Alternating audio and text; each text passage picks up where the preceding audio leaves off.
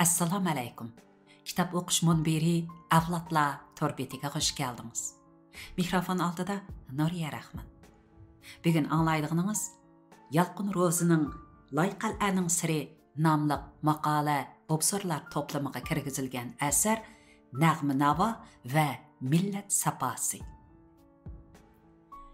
Ilova. Nag'ma navo va millat saposi nomli bu asar Ürümçi televiziya stansiyasi 2006-yili 8-oyda Chin yurakdan chin so'zlar programmasida ko'rsatgan suhbatning xotirasi. Bu suhbat ko'rsatilgandan keyin jamiyatda zo'r ta'sir qo'zg'agan. Ko'rurmanlarning talabi bilan 2-hafta takror o'rinlashtirib, jami 10 qitim ko'rsatilgan. Bu televiziya suhbatining takror ko'rsatilishi natijasida uningda o'tirg'a qo'yilgan yangicha qarashlar bir mezgil so'rin suhbatlardagi bosh tema bo'lib qolgan. Jamiyat qo'zg'algan bas munozara to'lqini kishilarning bu suhbatda o'tirg'a qo'yilgan nozik temaga qarata yangi tushuncha shakllantirishga turtki bo'lgan. Kishilar Nag'ma navo bilan millat saposi to'g'riliq yangi tonishga kelgan.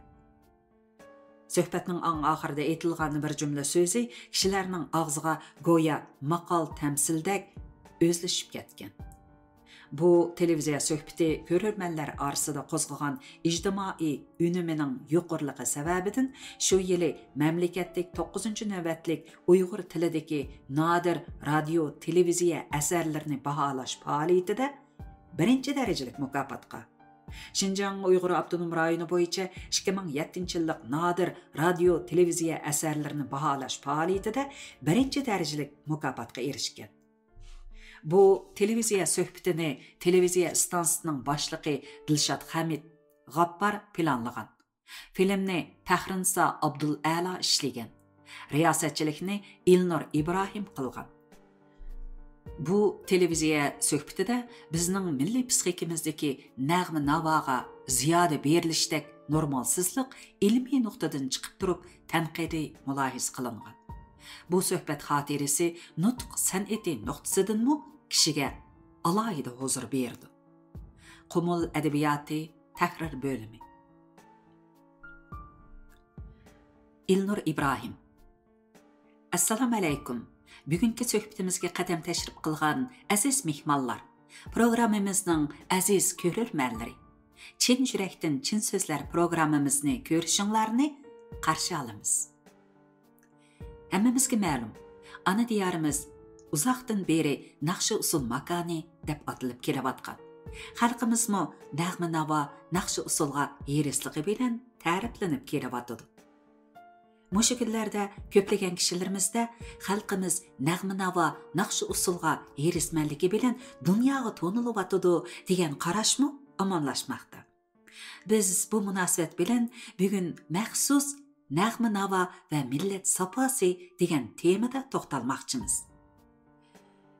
Bu qitimqi suhbatimizning alohida mehmoni Şinjan Ma'arif nashriyotining muharriri, adabiy obzorchi Yalqın Rozi apandi. Yalqın apandi, navbatda mayli o'zimizning yoki boshqa millatlarning nazarida bo'lsin, xalqimiz naqshi usul, Nag'ma navoga ziyoda erisman deb qaralyotdi.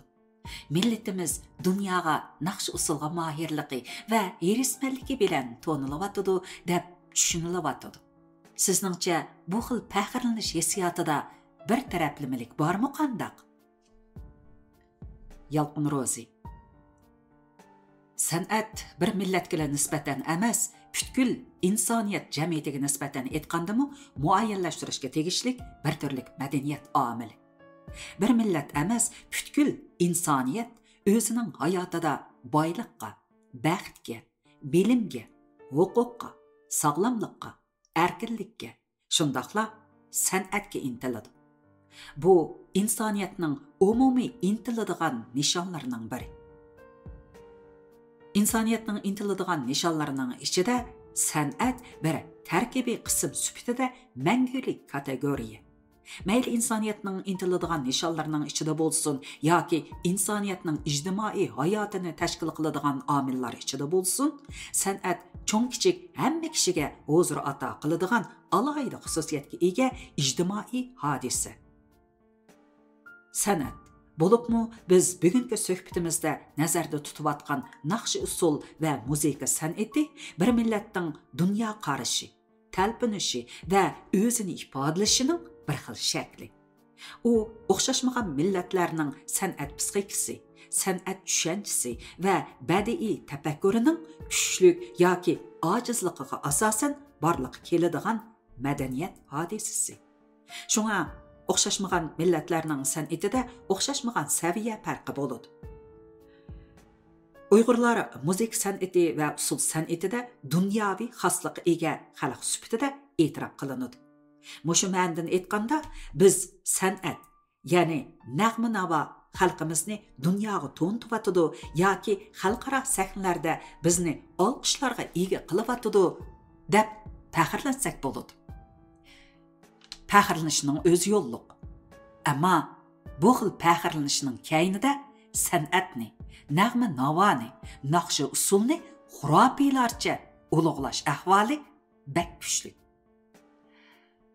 Men buni tushunish jihatiki bir taraflimalik deb o'ylayman. Chunki bir millatning bugungi xalqaro sahnada mavjud bo'lib turishi, taraqqiy qilishi yoki boshqalarning oldida izzat hurmati bilan yashashi nuqul san'atga bog'liq emas. Bir millatni xalqaro sahnada to'ntishning yo'llari to'la. Biz bugungi xalqaro raqobat intayin kaskin bo'layotgan. Millatlar o'tirsidagi madaniyat to'qinishi kun sayin kuchayayotgan. Millatlar o'zlarining kelajagiga qattiq ko'ngil bo'layotgan ahvolda umid ishonchimizni, qadr qimmat ko'rsatkichimizni naqshi usulga bog'lab cheklanib qolsak, nodonlik qilgan bo'lamiz. Qaraydigan bo'lsak, dunyodagi Amerikadek jahongir davlatlar bo'lsin yoki nopsi intayin oz millatlar bo'lsin, hammasi o'zlarining kelajakdagi manfaati va o'rniga qattiq ahamiyat beryapti. Hech kim o'zlarining kelajakdagi o'rnidan unchavala xotirjam emas. Mavjudlik raqobati ziyoda kaskin bo'layotgan. Turli ichki tashqi xirslar murakkab ham kuchli bo'layotgan bugungi dunyo sahnasida qandoq qilib bir millat sifatida ham milliy rangini yo'qotmagan, ham raqobat quvvatini xo'ratmagan ahvolda mavjud bo'lib turish ustida bosh qotiryapti. Mushundaq ta'xirsiz masala va ko'rinib turgan krizis oldida qudratli millatlarmi o'ylanaqliq, ojiz millatlarmi o'ylanaqliq, taraqqiy qilgan millatlarmi o'ylanaqliq, qaloq millatlarmi o'ylanaqliq. Ammo o'ylanish darajasi hargiz o'xshamaydi. U shu xalqning tafakkur odati bilan munosabatli, ya'ni idrokiy tafakkurga odatlangan millatlarning andishisi kuchli, o'ylanishi atrofliq. Hissi tafakkurga odatlangan millatlarning bo'lsa, sodda umidvorligi kuchli, o'ylanishi yuza. Bu albatta yana krizis engining kuchlik yoki ojizligi bilan munosabatli. Krizis engi kuchli xalqlar yiroqqa nazar tashlagan holda kelajakda duch kelishi mumkin bo'lgan ishlarga boshqa turib, o'zining taraqqiyot musofasini puxta qadamlar bilan besib, o'z kelajagiga nihoyatda dog'dam yo'l selayotir. Ammo krizis engi ojizroq millatlar ko'z oldidagi o'tkinchi ishlar bilan band bo'lib, kichik natijalardan sharaf his qilib, hissiy dunyosini shodlikqa cho'mdiradigan turmush shakliga ham yengil tafakkur qiladigan fikr odatiga ko'nikkan holda yashab kun o'tkazib. Go'yo ular hech qanday ajr singdirmasimi, badal to'lamasimi, porloq kelajak ularni quchoq ichib kutib turadigandak o'ylashadi. Umuman ular yuza xo'shallik to'yg'isi ichida soddalarcha yashaydi. Ular o'zlarining anchikim natija utuqlari bilan xalqlarning ko'zini qamashtirib yashayotgandek o'ylab qoladi. Qiziq yeri shuki, krizis engi ojiz, bizga o'xshash orqada qolgan millatlarning o'zining madaniyat jihatiga xosligi, tantarbiya, san'at jihatdagi natija utuqlari bilan dunyoviy sahnada to'nilish orzusi bakli kuchli. Ular biz uchun navbatda eng muhim masala to'nilish masalasimi yoki millatning raqobat maydonidagi mavjudligiga, 21-asrning taraqqiyotiga kapolat qiladigan yo'llar ustida izdinish masalasimi degan temada cho'nqur o'ylanmaydi. Bilish kerakki, bu nihoyat muhim tanlash ham to'nish masalasi. Meningcha, bir millat uchun aytganda, o'zining kelajakda boshqa millatlar bilan tang barobar mavjud bo'lib turishiga kapolat qilish jihatda izdinish va asos selish birinchi muhim masala hisoblanadi.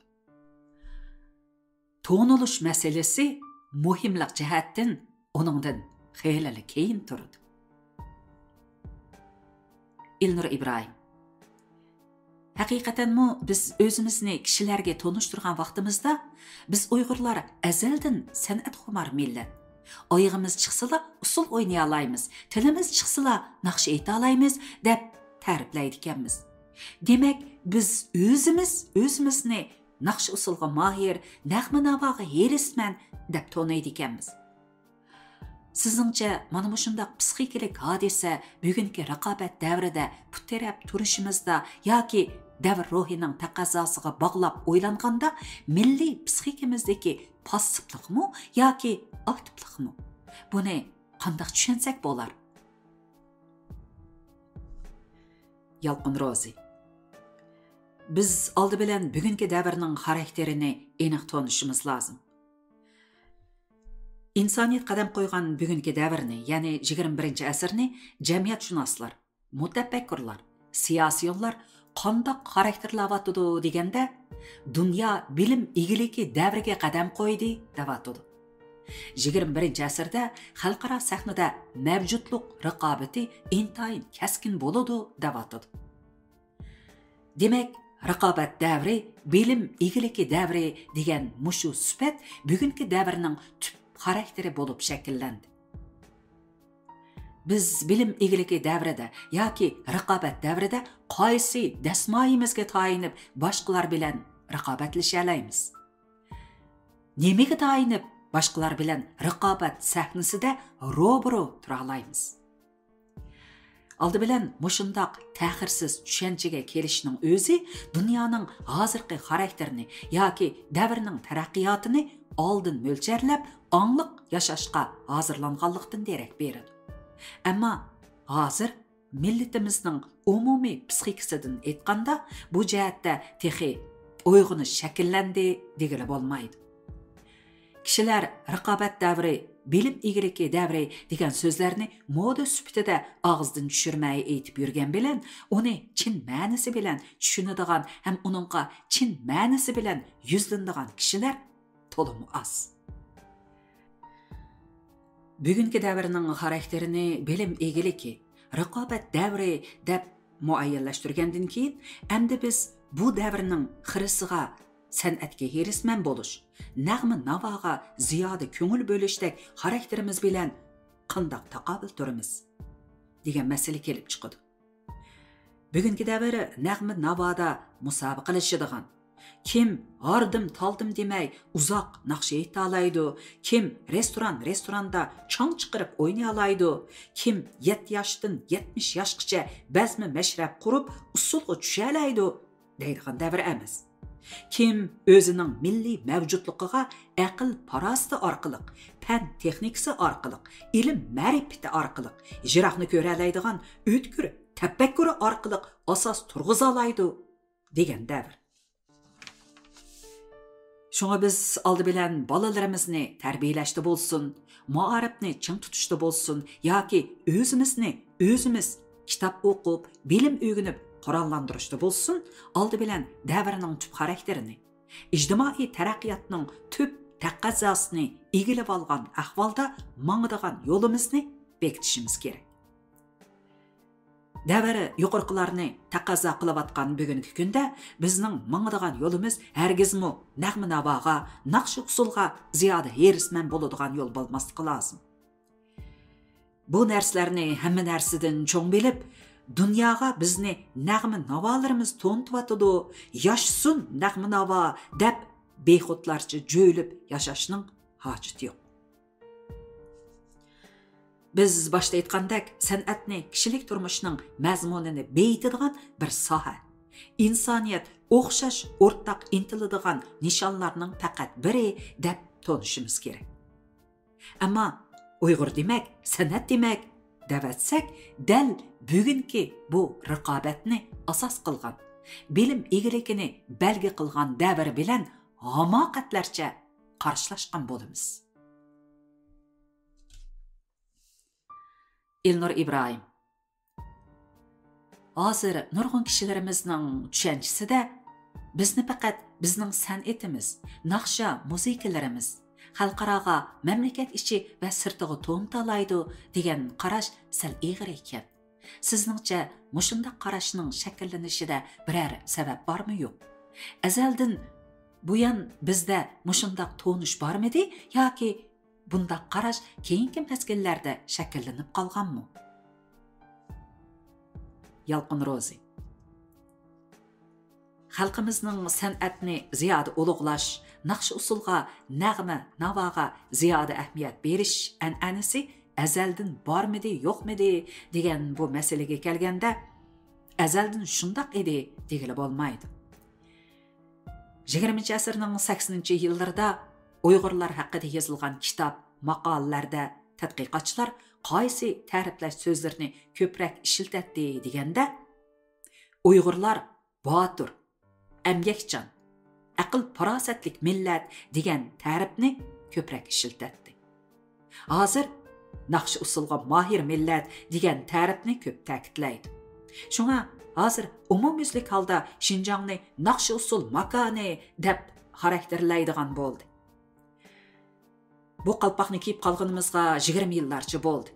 Tarixda Uyg'ur milliy san'atining qo'shni el va millatlarga selishtirganda taraqqiy qilganligi, hatto uning chang ellarda sharaf qushqanligi, Bay Juyidak mashhur shoirlarning uni madilab she'rlarni yozganligi rost.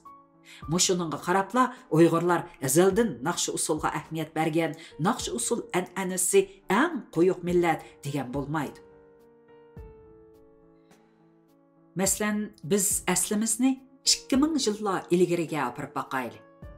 Aleksandr Makedonskiy, ya'ni Iskandar Zulqarnayn sharqqa qo'shin tortib kelgan chaqda, u Uyg'urlarni ko'rib, bular ot ustida qo'yindak chapalaydigan, shundoqla qo'yindak chepib ketib etib, o'qiyani oldiga qandoq atsa, keyniga shundoq atalaydigan o'qiyachi millatgan degan edi.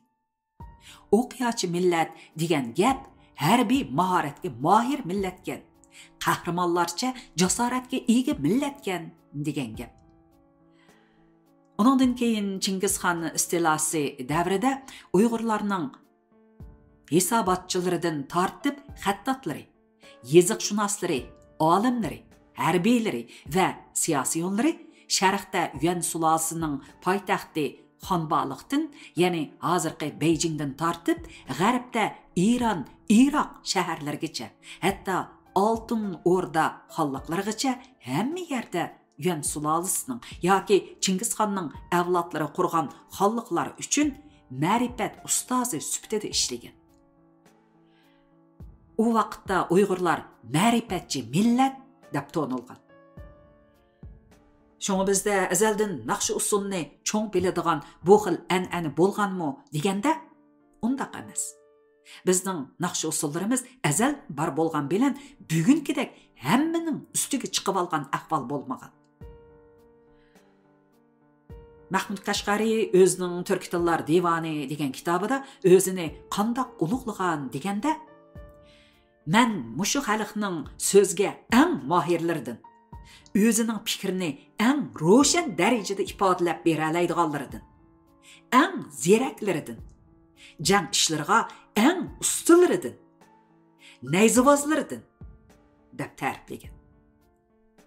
Hargizmi men bu xalqning chiqipada chalalaydiganlaridan, kech kunduz hardim ochdim demay, nag'ma navo qilalaydiganlaridan demagan. Demak, nemini cho'ng bilish, qaysi jihatda o'zni ulug'lash masalasini tarixdan selishtirganda mana men deb chiqib turadi. Shunga xalqimiz naqshi usulga ziyoda erismanmidi, nag'ma navoni azaldan cho'ng bilamdi deganda undaq emas. İctimai amaliyat nuqtasidan aytganda bir millatning naqshi usulga ziyoda ahamiyat berishi, san'atni ziyoda cho'ng bilishi shubhisizki uning tushkunlashganligining ifodasi. Bu mening qarashim emas. Bu Angliyaning 19-asrda o'tgan mutafakkiri ham ijtimoiy islohotchi Samuel Smiles-ning so'zi. Samuel Smiles Axloq fazilatning qudrati degan kitobida bir millat tushkunlashgan vaqtda uning san'ati gullanib ketadi degan. Buningga misol tariqasida qadimki Yunondimi shundoq bo'lgan, qadimki Rimdimi shundoq bo'lgan deb misol olgan. Shuni oydinlashtirib olishimiz kerakki, Samuel Smiles'ning bir millat tushkunlashgan vaqtda uning san'ati gullanib ketadi degan so'zini Uyg'urlarning san'ati bugungi kunda gullanib, taraqqiy qilib ketdi deb tushunib olsak bo'lmaydi. Faqat Uyg'urlarning san'at xumorligi ziyoda ulg'ayib ketdi. San'atga bo'lgan herismanligi ziyoda yomrab ketdi deb tushunsak bo'ladi. Ilnur İbrahim, siz baya bizning ijtimoiy psixikamizdagi san'at xumorliqning darajasini ziyoda ulg'ayib, ziyoda yomrab ketdi dedingiz. Buning bir sonliq ko'rsatkichi yoki o'lcham darajasi bormidi? Damanliqqa uni o'zimizning subyektiv tushunchasi bo'yicha aytsak, hukmimiz ilmiylikka, faktga uyg'un kelmay qolishi mumkin. Shunga bu haqda jamiyatni tekshirib, tadqiq qilib, hech bo'lmaganda ma'lum bir to'p avamning orasida tekshirib, ondan yakun chiqarishimiz kerak. Demoqchi bo'lganim, san'at xumorliqni kuchlik yoki san'atga ziyoda herisman kishilarimizning nisbati zodi qanchalik? Aniq statistika qilib baqqan yoki bo'lmasa sonliq ma'lumotlarni tekshirib baqqan ahvol bormi? Mushu jihatda biz asoslangudek ancha-muncha tadqiqot natijalari yoki bo'lmasa matbuotlarda e'lon qilingan asarlar bormi? Mushu jihatda izinib ko'rdingizmi? Yalqin Rozi. Biz umuman suhbat leksiyalarda umumlashtirish xarakteridagi hukmlarni ko'p qilamiz. Bu nutq san'atining cheklamaligi bo'lsa kerak. Siz so'ragan masalaga, ya'ni ziyoda herismanlik masalasiga munosabatlik son-separ bormi? Aloqador daraja ko'rsatkichi bormi, yo'qmi? Yomrab ketdi, umumlashib ketdi deb qarasak, zodi qanchalik umumlashib ketdi degan savol ilmiylik jihatdan intayin yo'lliq. Albatta, buningga isbot bo'lishi kerak. Men bu ijtimoiy hukmni o'tirg'a qo'yishda o'zimning kuzatishim va ta'siratimni asos qilish bilan birga yana ilmiy faktni asos qildim. Yaqinda Xinjiang Xalq nashriyoti Xinjiang Pedagogika universitetining professori doktor Yao Wei xonimning Xinjiangdagi osonliq millatlarning ijtimoiy psixikalik holati va milliy rayonlarning taraqqiyoti ustida tadqiqot degan bir kitobni nashr qildi. Yao Wei xonim bu kitobida Xinjiangdagi Uyg'urlarni o'z ichiga olgan yerlik millatlarning ijtimoiy psixikasini tahlil qilgan, ham ularning o'ziga bo'lgan qarashini, o'zini qanday to'naydiganligini istatistikalab tekshirib chiqqan. Yao Wei xonimning tekshirish usuli qanday bo'lgan deganda, u avval 467 nafar Uyg'urga kartushka tarqitib beribdi. Milliy kimligini bekitadigan 14 ko'rsatkichni ko'rsatibdi. Ya'ni birinchi do'stlikqa ahamiyat beradigan millat, ikkinchi naqsh usulga ahamiyat beradigan millat, uchinchi samimiy millat, to'rtinchi ishchan millat, beshinchi o'rin millat, oltinchi botir millat, yettinchi bekinma millat degandek 14 turlik sifat orqali o'zinglarni mushu 14 sifatning ichida qaysi sifat bilan sifatlay olasizlar degan talabni qo'yib belgi selishini topilibdi. Sizlarcha mushu sifatlar orasida qaysi millatingizga bop keladi degandan iborat ekan. Natijada tekshirishni qabul qilguvchi 467 kishi ichidan 369 nafari naqsh usulga mahir millat deganga belgi qo'yibdi. Demak, 80% atrofida odam Uyg'urlar naqsh usulga mahir deb qaragan. Ikkinchi o'rinda do'stlikqa ahamiyat beradigan millat deb qaragan. Biz mana shuningdan nimaga bakrak herismanligimizni bilsak bo'ladi. Ilm-fanga ahamiyat beradigan millat, ma'rifatga ahamiyat beradigan millat, haqiqatga ahamiyat beradigan millat, taraqqiyotga ahamiyat beradigan degan gapni nemish qila olmaymiz. Ular rost aytibdi. Haqiqatan biz naqsh usulga ahamiyat beradigan, naqsh usulga xumarligimiz bilan faxrlanadigan millat. Yavey xonimning mushu tekshirishi bizning bugungi kunda naqsh usulga ahamiyat berish, nag'ma navoni hammadan cho'ng bilish psixikimiz umumyuzlik yamrab ketdi. Xatarli holatga berib qoldi. Bugungi davrning ruhi bilan moslashmaydigan, umumiy taraqqiyot bilan qarshilashadigan ijtimoiy psixikaga aylanib qoldi. Bu bizdagi bir xil passivlik degan gapimizni dalillaydigan tadqiqot yakuni. Şuna Yavey xonimning tekshirish natijasi bizning mushundaq ijtimoiy hukmni o'tirg'a qo'yishimizga ilmiy asos yoki dalil bo'la oladi. Şuna biz Uyg'urlarning ijtimoiy psixikasidagi bir taraflamalikni, ya'ni san'at xumarlikni, naqsh usulga ziyoda ahamiyat berishni tamponlashtirib, ularni ilm fanga yetarlik ahamiyat beradigan, taraqqiyotning taqozzosiga ko'ngil bo'ladigan, o'zining kelgusida duch kelishi mumkin bo'lgan muhim masalalari ustida o'ylanadigan tafakkurga odatlantirishimiz kerak. Şinjan Üniversitetining professori Abdushukur Muhammad Eminning Yipak yo'lidagi qayta o'ylanish deydigan bir mashhur maqolasi bor. Shu maqolasida Abdushukur Muhammad Emin bu masalani nihoyat cho'nqur o'tirg'a qo'ygan. U 15-asrdan buyon bizda hissiy san'atni iftixor pallasi bilish umumiy odatga aylandi. Bizning aramizdan to'nilgan ma'rifat cho'lponlari, ilm-fan yulduzlari chiqmadi. Boyaqchadan ortiq ximik, to'marchadan ortiq fizik chiqmadi. Qo'limizning yetgani usul, demimizning yetgani naqshi bo'ldi. Biz nazarimizni xalqaroga og'dirib boqaylik. Xalqarada segallar naqsh usulga ahamiyat beradigan, san'at bilan jon boqadigan millat bo'lish sifati bilan dunyoning hamma yerida so'qildab yurib, lamakan bo'lib ketdi. Ammo tarixning bo'ronlarida chechilib, jangi jadallarda qirilib kelgan yahudiylar izchil ma'rifatga ahamiyat berish, nazariyaviy tafakkurga ahamiyat berish, tabiiy fanlarga ahamiyat berish odati tufayli bugungi kunda olimlar millati degan şan sharafni beshiga kiydi. Eng qudratli zamonaviy millat kamolatiga yetdi deb ko'rsatgan.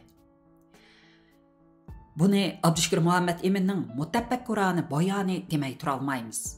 Biz o'zimizning mutafakkurlarining, chet el mutafakkurlarining, tarixdagi donishmandlarning jamiyat, madaniyat, millat, taraqqiyot haqidagi qarashlarini o'rganib baqsaq, bizning san'atga bo'lgan ziyoda herismanligimiz, san'atni hammadan cho'ng biladigan, san'atni borligimiz deb bilib oladigan munda xohishning bir taraflamalik ekanligini, uningga xotimi beradigan, tuzitadigan, tamponlashtiradigan vaqtning yetib kelganligini, buni jiddiy bir tema sifatida o'ylanmasak bo'lmaydigan bir xatarlik bosqichga kelib qolganligini his qilamiz.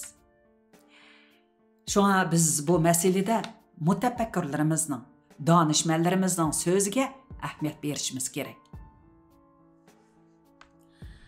Donishmand olimimiz Yusuf Xos Hojibning shundaq bir mashhur so'zi bor.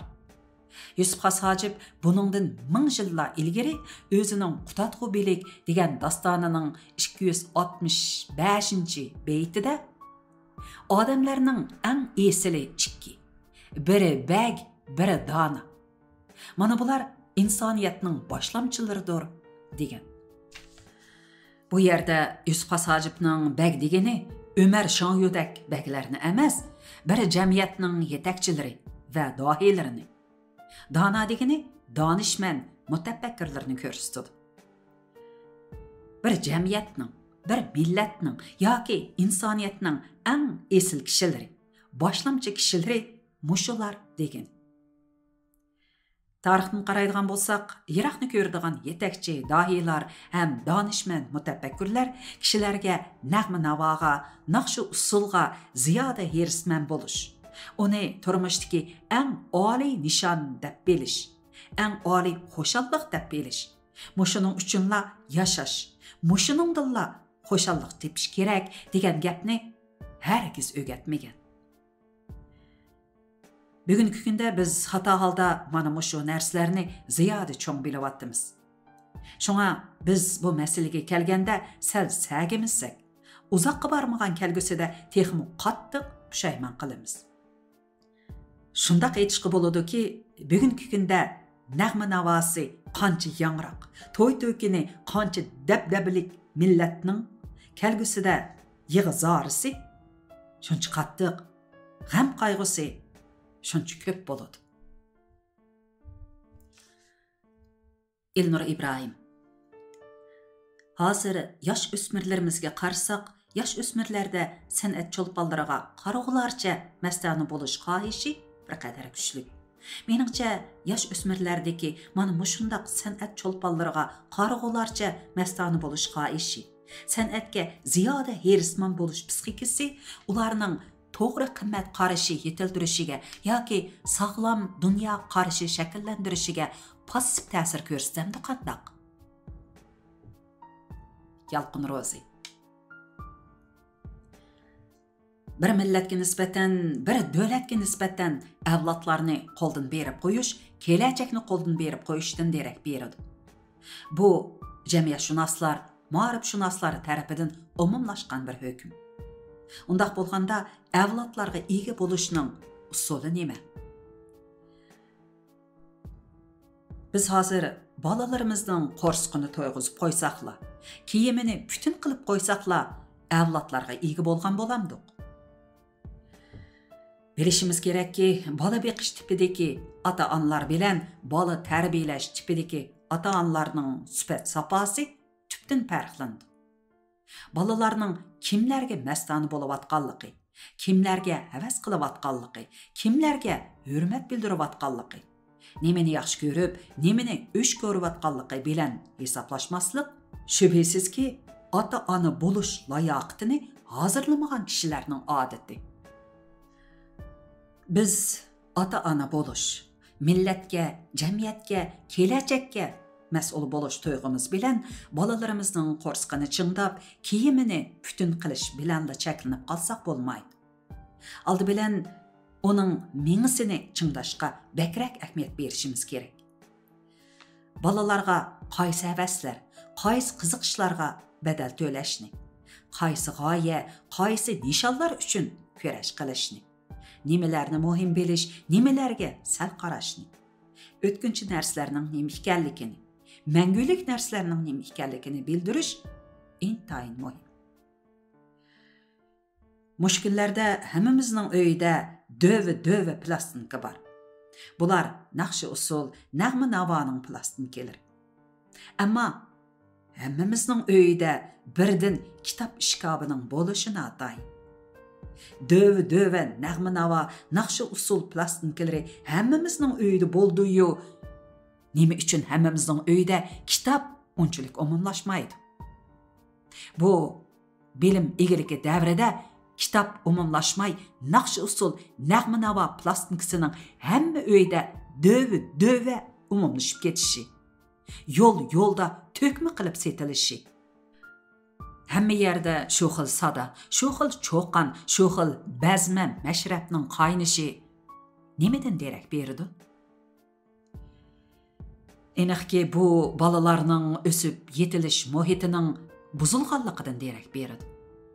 Uydimi shu, ko'chadimi shu, televizordimi shu, hamma yerda shu bo'lib ketgandan keyin o'sib yetilish bosqichidagi bolalar kunda ashu xil ijtimoiy muhitning ta'siriga uchraydi. Bundaq muhitning ta'siriga uchraversa, ular kimga mastona bo'ladi, kimga havas qiladi? Albatta, farosat tipidagi mutafakkur olimlarga, İlim-пән osmondagi soqimas yulduzlarga havas qilmaydi.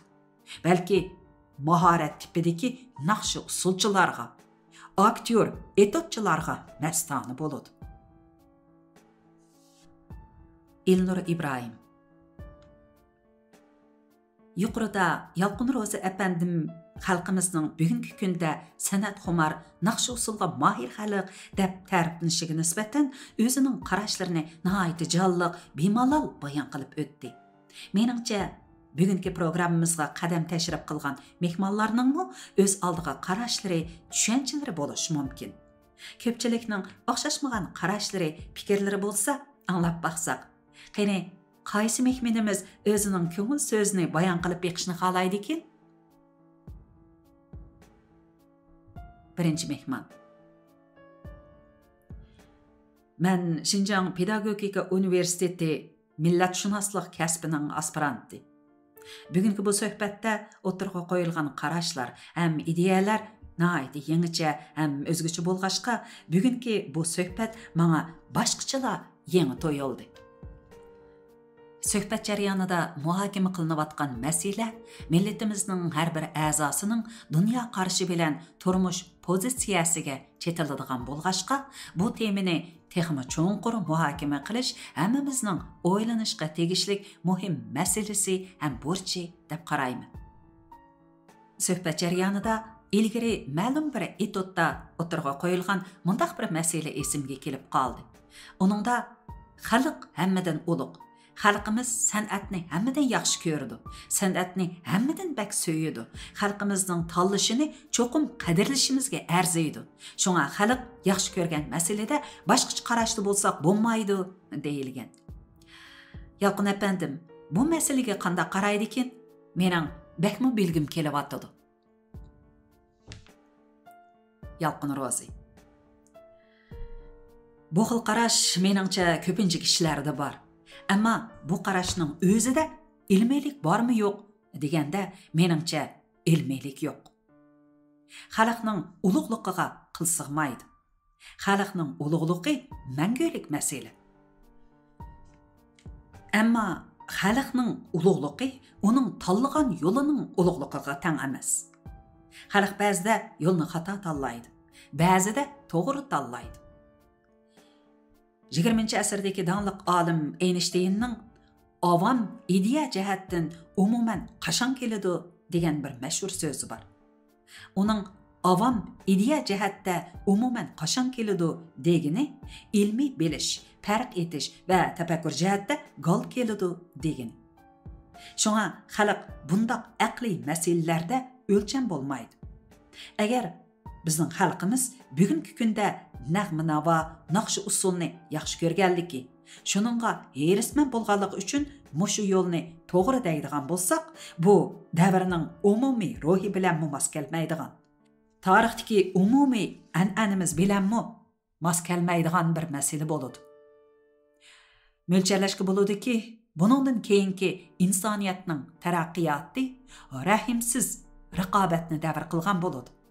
İnsanlarning yashash muhiti tariyatgan, yashash yo'llari, rivojlanish yo'llari, taraqqiyot yo'llari mushkillashayotgan mashundaq ahvol ostida raqobatning intayin kaskin bo'ladiganligi aniq.